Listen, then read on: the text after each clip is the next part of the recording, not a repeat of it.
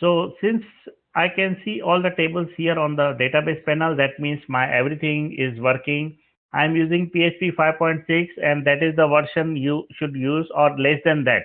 PHP 7 is little advanced and we will do some modification in our code in the future to make it work for the PHP 7. But right now we will work only in PHP 5.6. So because our work will be very easy in working with 5.6 and we will learn something. After we get everything, after we know everything, we can move to PHP 5.7, oh, sorry, PHP 7, and we can do some modification in our code to make it work for PHP 7. So let's start now. Now here, this is my project 100.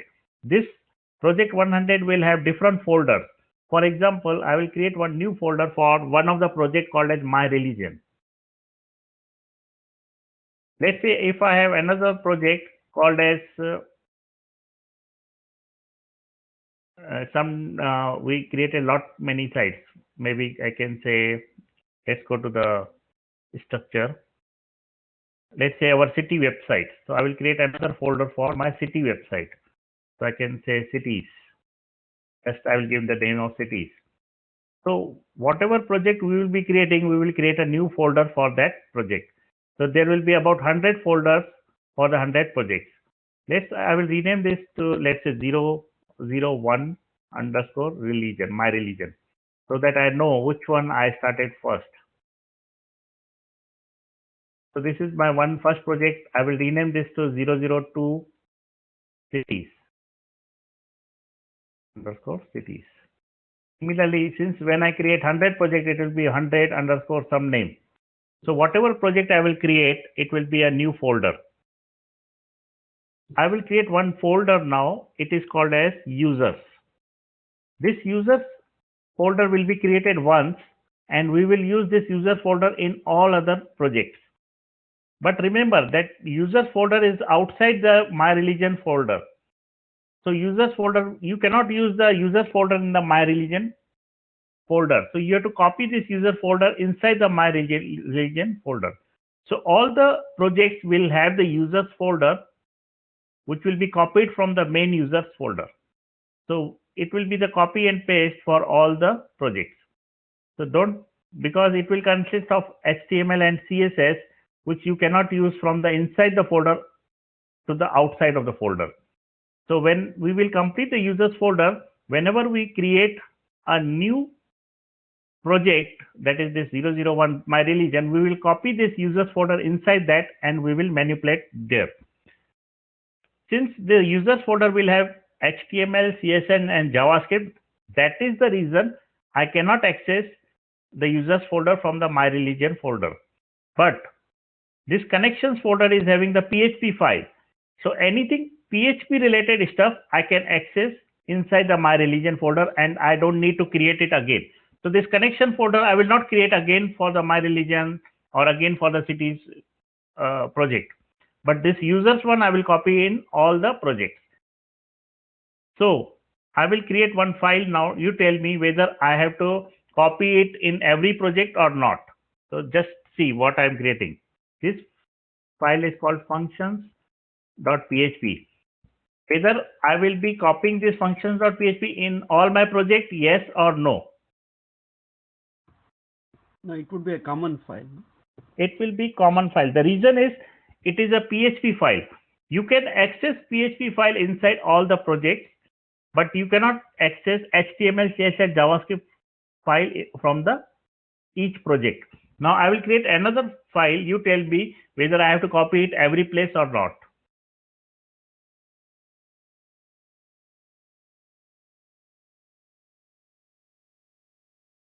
So this file, whether I will be copying to all the project, yes or no. This is something common, my JavaScript file, script.js. So whether I can access from My Religion directly script.js or I have to copy this inside the My Religion. Anyone? Carrie, Kate, answer me. Script.js has to be place outside my region, or I have to copy it in every place? Inside. No, you don't have to. Oh, you don't have to. Pardon? Kate? You don't have to. I have to copy this to every folder because this is a JavaScript file.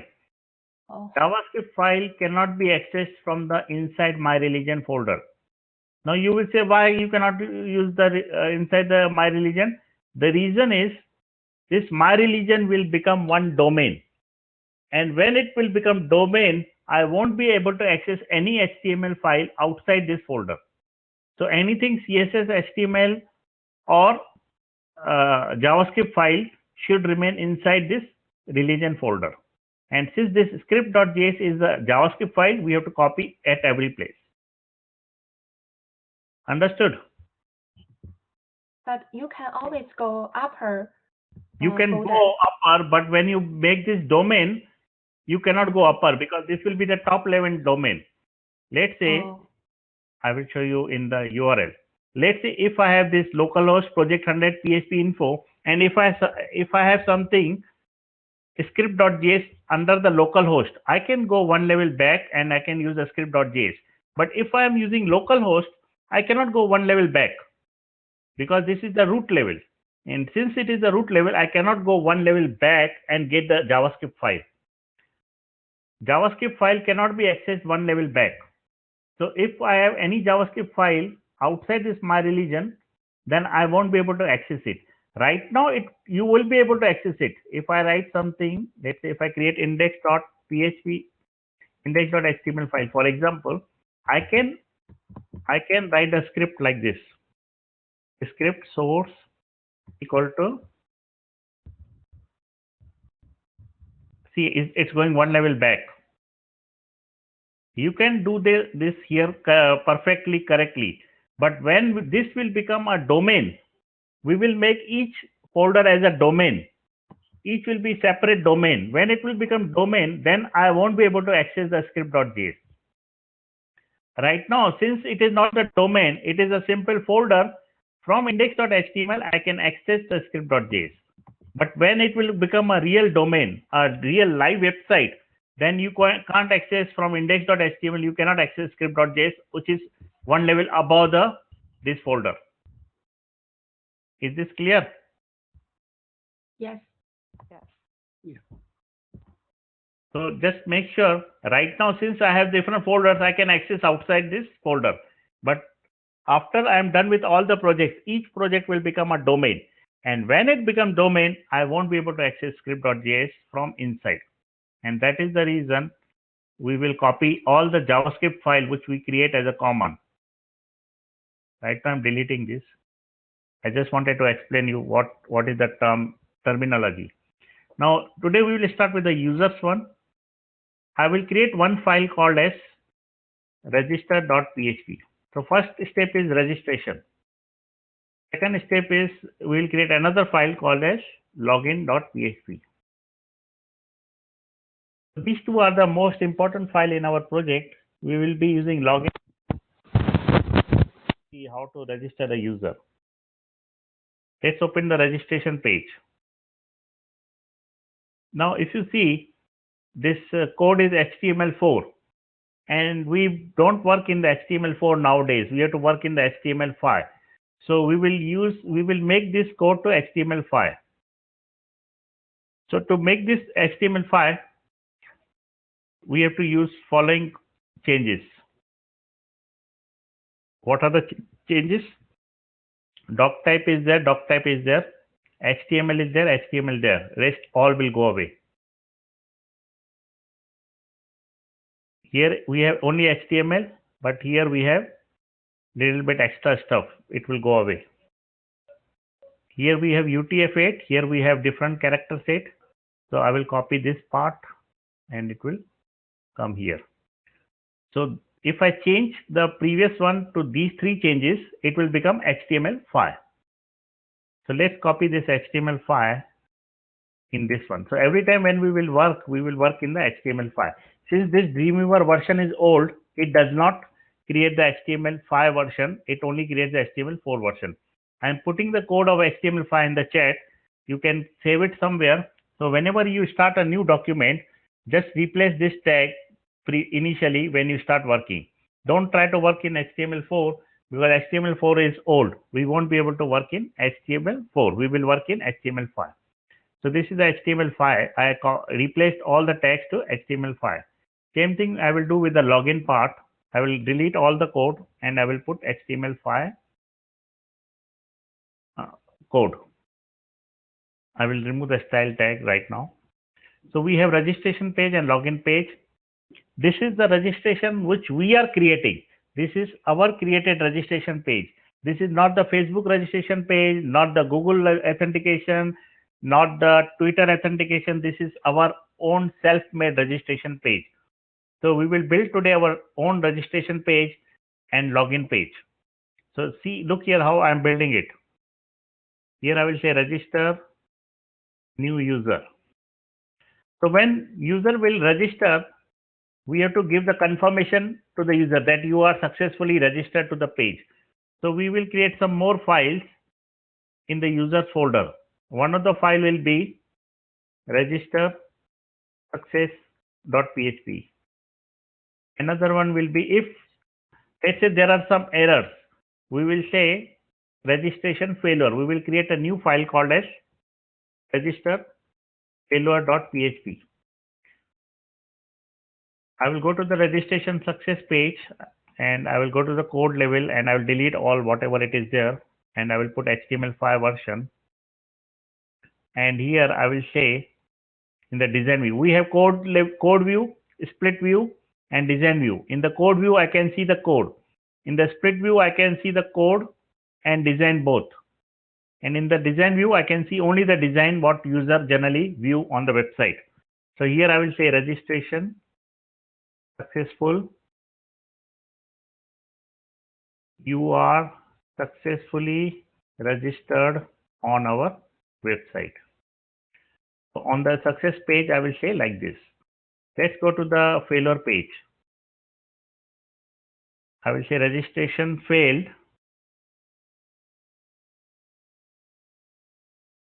Email already exists in our system. So I'll say email already exists in our system. Please go back and change the email. So when user put the email which is already registered in our system, I will ask user to go back and fix the problem. So this is the two-step we created: registration success and registration failure.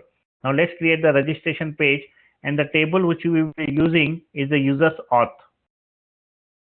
So this is the table which we will be using it. Now let's create the registration page. I will go to the insert menu in the top. I will go to the application object and I will go to the insert record. In the insert record, I will choose the first one, record insertion form wizard. When I say record insertion form wizard, it will ask me which connection. Here I already created a connection in the database.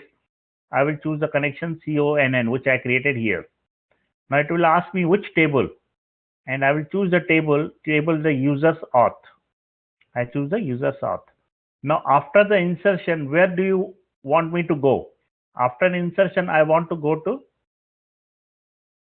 register success.php, because after registration, you want to send user to success page. Now which fields you want to display on this page? Since user ID is the auto increment field, we saw it is auto increment. See, this is the user's auth table. We have the user ID primary key and it is auto increment field. Here is the auto increment. Since it is auto increment field, so we don't need that user ID to insert. It will automatically add. So I will click this and I will delete it, minus sign. Next is the display name. So here I will change the label, what name I want to show to the user. I will say display space name, and it should be the text field. So I am okay with this text field. Then it is the profile image. So if he has some profile image URL, he can put that profile image URL. I will change the label to profile image and it is text field. Next will be the email. So email is also the text field. Next is the provider ID. if you see the provider ID, we have the provider ID for the google.com, facebook.com, twitter.com, github.com, email 1 and email 2. Whenever we create our registration page, we will use email 2 as a provider ID. So I will, in the provider ID, I will use the hidden field. Hidden field means it will not be visible to the user, but it will have some value and it will be submitted value to the server. So in the default value, I will put the email 2, because every user who comes through our registration process will get the provider ID of email 2, so that we should know whether user registered with the Google or Facebook or Twitter or GitHub or the Firebase email or our email. So this is the email 2. That means user is registering with our system. That's the reason I will choose the provider ID and I will make the hidden field of email 2. Next is the password. Password is the password field, so I will change it to password field. Then I will go down and I will choose the access level. Since access level will be initially, I choose the access level is a member by default. I don't want it to submit from the form. Access level should automatically assign to the user, that will be the member, and it will be assigned by the database, so we don't need access level. So I will select the access level and click minus sign.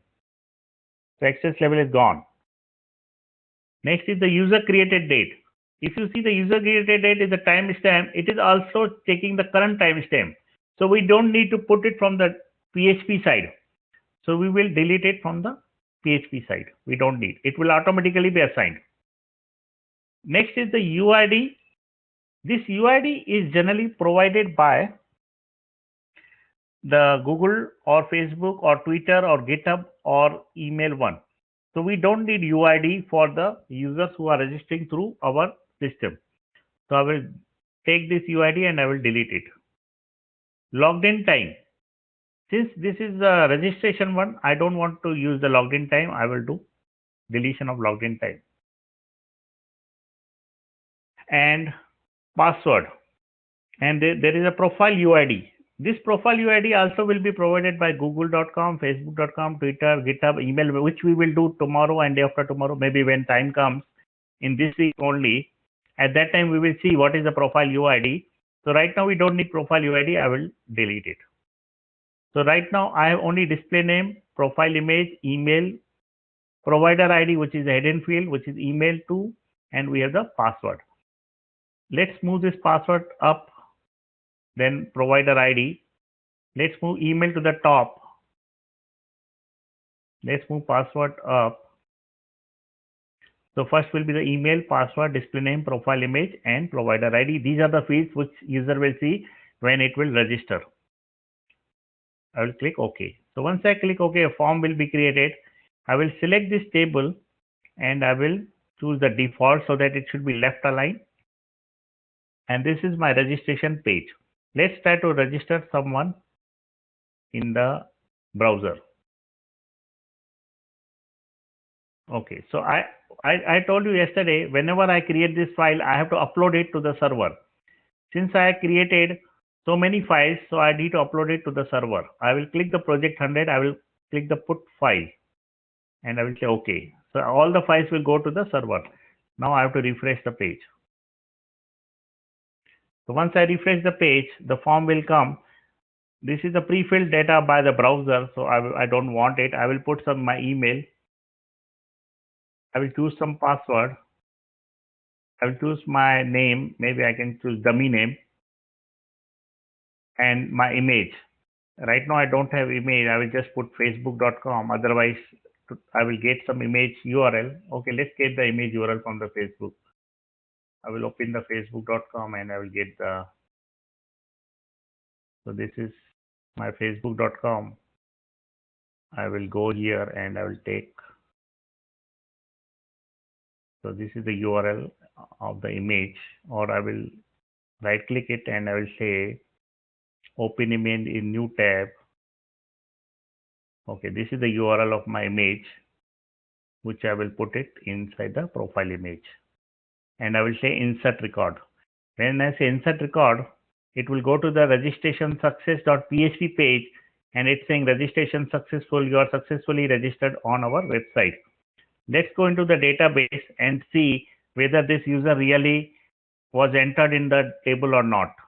So I will go to the table data and you will see user ID is automatically created, display name is this, profile image is this, email is this, provider is email 2, password I put password as a password, so it's saying password. In the database we will be able to see the password because we have not encrypted the password, and right now we will not encrypt it.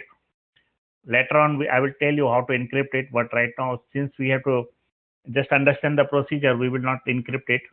Member level automatically it is chosen as a default member. User created date was automatically added by database with the time. UID is null. We did not put UID. We did not put login time. We did not put profile ID. So our whole fields are properly populated. But what happens if I put my email again?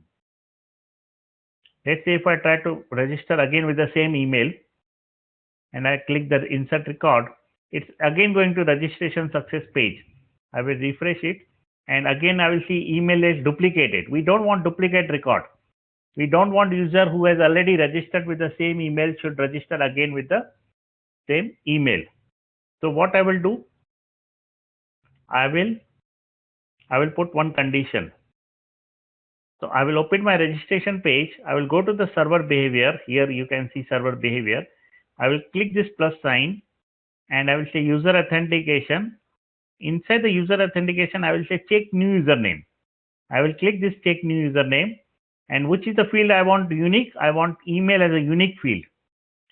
And if that email already exists in our system, we want user to go to failure page.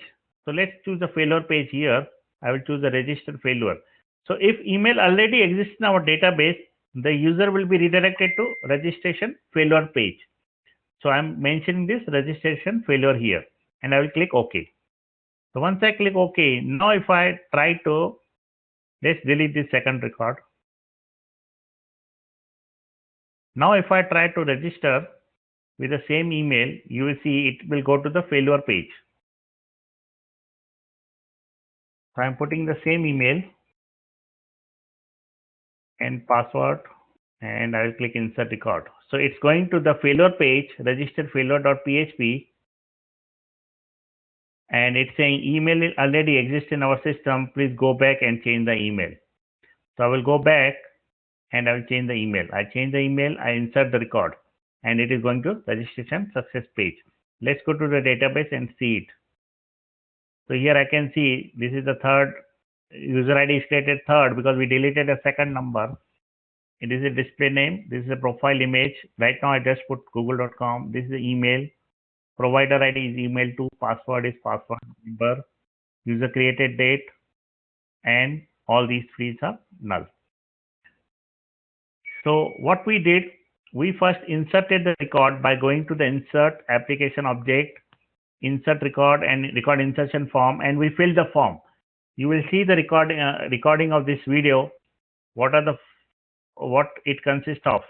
We saw that it is a form and we choose the connection, we choose the table name, we choose the fields, and we choose the appropriate display type like text box or password field, and the form was created like this.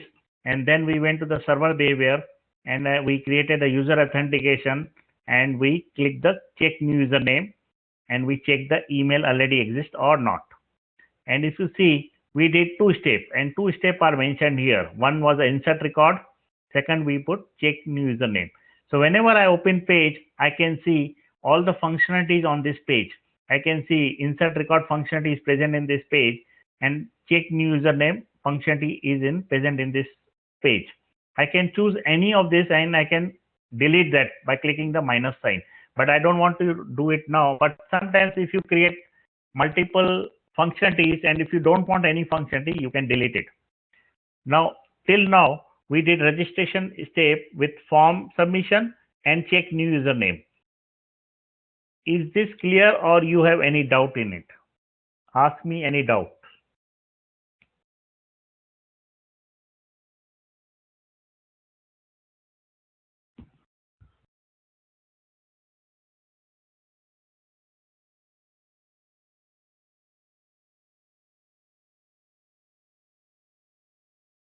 No doubt.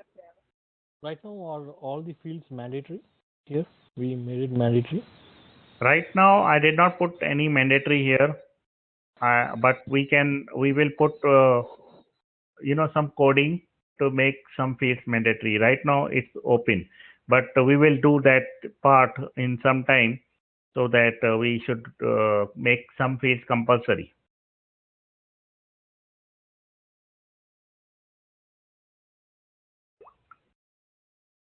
So right now, if you don't put any field, it will go. So right now, I did not put any checkings on the field. Just we put the backend functionality, and we will put the checking on these fields. That email should compulsory, email should be email field, password should be compulsory. We will add the confirm password field also, but not today, in some time. So I want to just show you the basic registration functionality today. And if you see in the code view, a PHP code is created by the Dreamweaver, which is this one. And we will try to understand this code in future after a few days. Right now, just remember that PHP created some code for us, and we will learn by going through each step and see what PHP has done or what Dreamweaver has done for us. So Dreamweaver created some code for us which does all the logic stuff, and it inserts into the database. So is registration part clear? I want Tamil, Madesh, and Johnny to answer. Clear for me. Okay, Madesh. Yeah, clear for me. Mahesh. Okay, you have to just understand it, and then watching the video recording, you have to practice it multiple times. Sure. Okay, Sure. so you won't remember everything now. Just try to understand that whatever I explained, you understood that part. I know there will be lot more on this page. We did not put validation. We did not put confirm password, which we will come later on. Most probably, we will be using this Google and Facebook thing. So we don't need even to do anything. We will not even create this email 1 and email 2. This is only I'm doing for temporary for learning purpose. After some time, I will not ask user to use these two fields. I will just give this facility. Just log in with Google, Facebook, Twitter, GitHub. I will not allow the user to log in with these two parts, because a user will feel very uncomfortable by filling the form, doing it. Nowadays, everybody wants to do quickly. So just click the Google button, you're logged in with Google. Just click the Facebook button, you're logged in with Facebook. Most probably, we will give this one. But sometimes, let's say tomorrow, Facebook changes the functionality and you have not changed your code. So you can disable all this part and you can enable this one. That's the reason we are doing this part. So ultimately, we will move to this part. But tomorrow, some problem happen in these websites. We should have a backup plan of email to where we can register through our system. And that is the reason we are doing here. Okay, registration page is done. Let's go to the login page. I'm in the login page. I will click the login and I will create one form.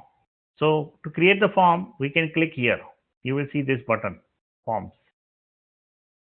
In the form, I will click the one form and I will copy this table and put it here.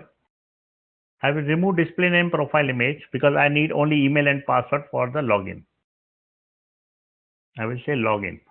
That's it. So I created one form.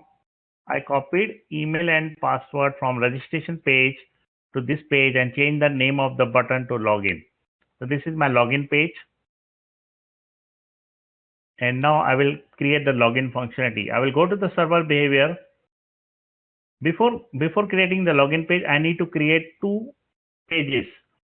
One page will be login success.php, because when user will log in successfully, we will redirect user to login success page. When user will not put correct email and password, we will send the user to login failure page. So let's copy the registration success page and put it in the login success. Only I will change here. It's saying registration successful. I will say login successful. You are successfully logged on our website. Similarly, I will copy the registration failure and I will paste it in the login failure and I will say login failed. So here I will say email and password does not match. Please go back and change it. So after login, if they put correct email and password, I will send it to login success page. And if they put wrong email and password, I will send it to login failed page. So here I'll go to the login page. I will click the server behavior and I'll click the plus sign. I'll go to the user authentication and I will say login user. Once I say login user, it will give me some form to fill up. Now, which form? On our page, it can be multiple form, but right now it has only one form, so it is displaying that one form. If we have multiple form on the page, it will show all the forms and you have to tell which form is for the login. So right now, since we have only one form, it is displayed as one form. Username field is the email. Password field is the password which I created here. Now I want to select the connection. Connection is the con. And I want to choose a table. Which table? Table is the user's auth. I want to choose username column. Username column is the email in the database. I want to choose the password column. Password column is the password in the database. Now here I want to say if login succeeds, go to which page? I will choose the success page. That is the login success. Here it's saying if login fails, go to which page? I will choose login failure page. And here it's saying restrict access based on username and password or username password access level. Since I have access level in our database, I will choose this part. And I will choose the field which is meant for access level. So for the access level, I created a field called as access level. I will choose that access level. And here it's saying go to previous URL if it exists. I will mark it as check. I will explain you what is the meaning of this later on when we come to that point. Right now, just check it. And this is the access level which we created one access level field. This is the login success when user will successfully logged in. This is the failure one which when user will not put correct email and password, it will go to login failure page. This is pretty much clear in terms what it means. This is the connection, this is the table name, this is the username in the database, this is the password in the database, this is the username on the page, this is the password on the page. And I click OK. Once I click OK, you will see login user functionality is added on the right side server behavior. And if I go to the code view, Dreamweaver has added a lot of big code, chunk of code to make you log in on the page. Now we will test this functionality by clicking the preview in the browser. So I will first put wrong email and password and we'll see what will happen. If I put wrong, it goes to login failed page and it's saying email and password does not match. Please go back and change it. I will go back and now I will put the correct email and password.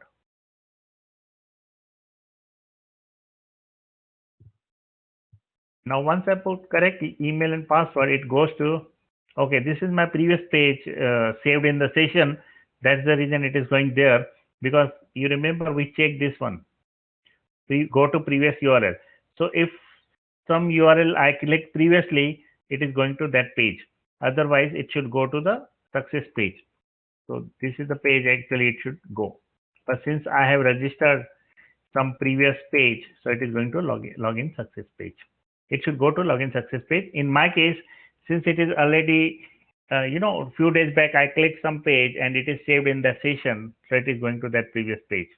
But right now, for you, it will go to this login success page because you haven't clicked any of the previous URL. So this is about the login page, and we have login success and login failure. Any questions on the login page?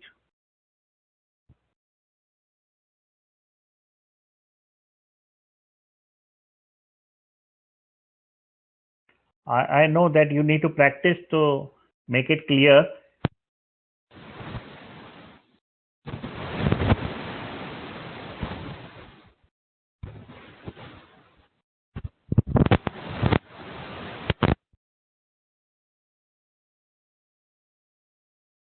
Any doubt in login page?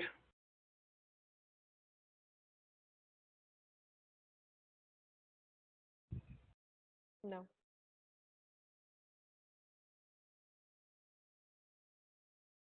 Mr. Tamil? Yeah, I got it. No problem. Okay. So if you go to the code level, you will see lot of code is there, and we will try to understand this code after a few days. Right now, I don't want to put into the stress of understanding that code, but I will explain you this code. And this code is little bit Dreamweaver created, and it is little bit complicated. I will make it simple, and I will explain you what is the simplest way to write this code. Dreamweaver creates some extra stuff also, which is not really required, but at least it creates our functionality. That is the main thing, and we are okay with that now. But later on, I will make this simple, little simpler, and I will explain you this code, what it's exactly doing it. So for this, login is done today. Now let's go to the logout. So I will create one new page called as logout.php, and I will save in the users file folder, logout.php. Let's save this logout.php. Now what I will do, I will go to the server behavior. I will click the plus sign. I will click the user authentication, and I will say logout user. When I say logout user, you have to choose either of the two. So we don't have a link of the logout which does the process. So we always choose the page load.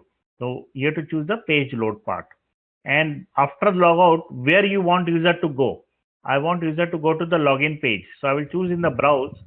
I will choose the login.php, and I will click OK.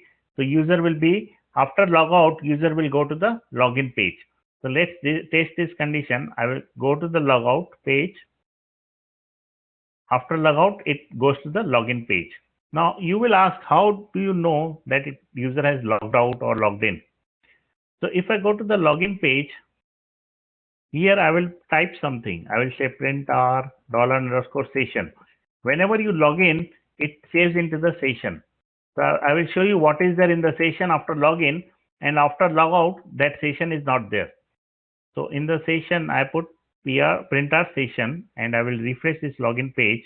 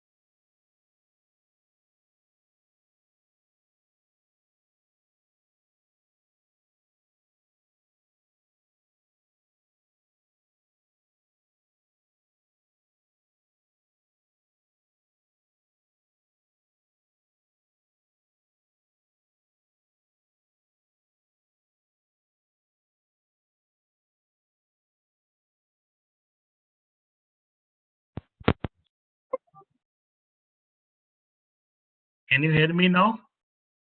Hello? Hello? Yeah, Manish, I Can can you hear hear? you. Yes. Yeah, Yeah, previously you were not able to hear. Okay. Okay, now I'll repeat what I said, little bit of last what I said. So if I go and log in, if I log in, and if I go back and refresh it, you will see two variables are created. One is username and user group. And now if I go to logout, you will see these two variables will be deleted. So that is the difference between the login part and the logout part. In the login, we have these two variables created, and if I click the logout,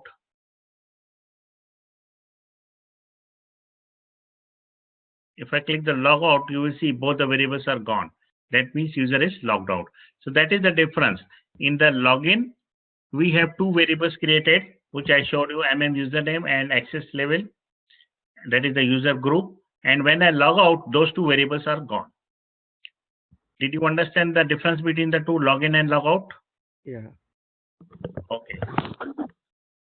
Now, any doubt or question on these three types, login, register, and logout?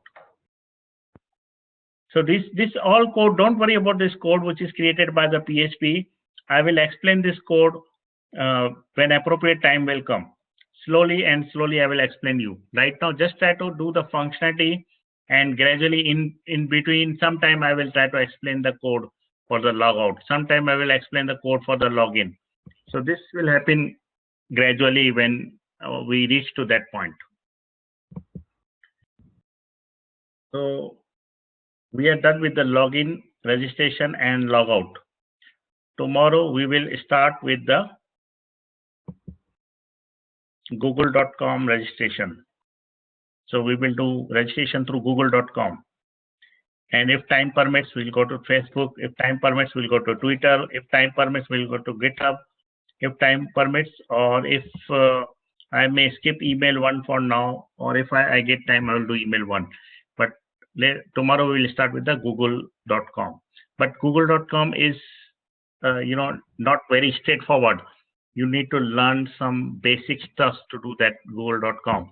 And that basic stuff I will explain you tomorrow or day after tomorrow. And when you are clear with that basic stuff, we will really do the google.com. So directly we'll not do google.com. To do the google.com, you need to understand some basic fundamental stuff before we go there.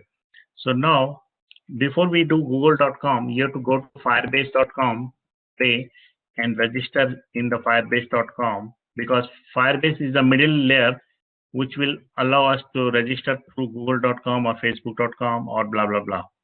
So what you have to do, you have to go to the firebase.com.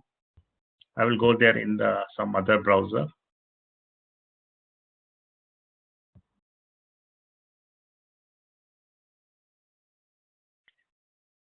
So let's go to the firebase.com. Here, go to the console.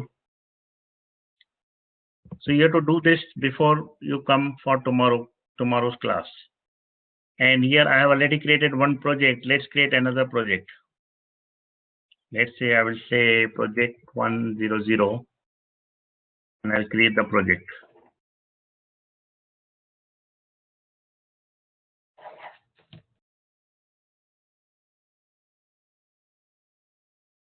Manish, this firebase.com, it's like a code repository, or it's kind of, we launched the website? I just wanted to check. It's kind of database. It's a database, but it has authentication part also, which we will use for Google authentication and all. So our database, can we put it here, or it's like?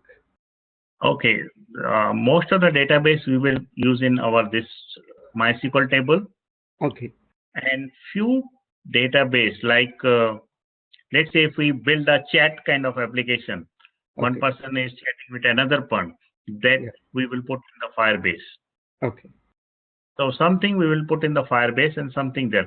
Firebase is a paid thing. You have to pay $25 if you have more than 100 users. So till you have 100 users, you can use freely. After you get 100 users at one time, you have to pay $25 every month to the Firebase. But it has very good utility. $25 per month is okay. You can use that, and it will give very good features. So till 100 users, you are fine. You don't have to pay. After you get more than 100 users at one time, then you have to pay. So after you go to the Firebase, you create a project. You have to go to authentication. In the authentication, you have to go to sign-in method. In the sign-in method, you have different type of sign-in method. So just for tomorrow, since we will start with Google, just enable this Google part. And it's say enable. Okay, and just click save. Okay, so this is enabled. Let's enable this email and password also. This phone part is new one. I haven't experimented on this one, but I will do in future, and then I will show you that also. But right now, just enable it. This has came just now, so I haven't really seen the document for phone one, but in future I will do that, and we'll do this also. But right now, let's start with the Google.